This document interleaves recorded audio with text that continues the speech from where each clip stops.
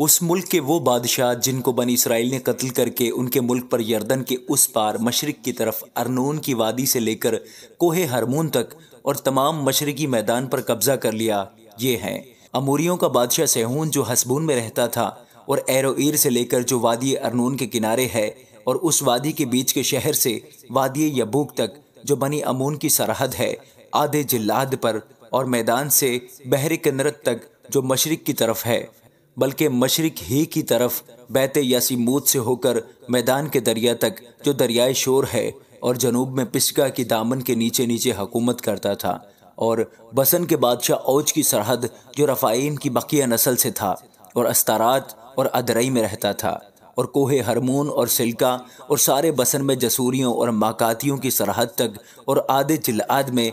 جو حسبون کے بادشاہ سیہون کی سرحد تھی حکومت کرتا تھا۔ ان کو خداوند کے بندہ موسیٰ اور بنی اسرائیل نے مارا، اور خداوند کے بندہ موسیٰ نے بنی روبن اور بنی جد اور منسی کے آدھے قبیلہ کو ان کا ملک میراث کے طور پر دے دیا، اور یردن کے اس پار مغرب کی طرف بال جد سے جو وادی لبنان میں ہے کوہ خلق تک جو سعیر کو نکل گیا ہے،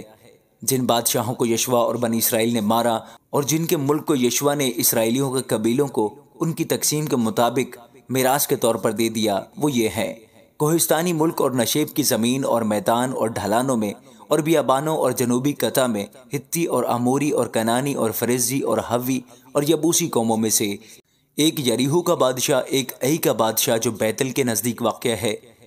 ایک یروشلم کا بادشاہ، ایک حبرون کا بادشاہ، ایک یرموت کا بادشاہ، ایک لکیس کا بادشاہ، ایک اجلون کا بادشاہ، ایک جزر کا بادشاہ،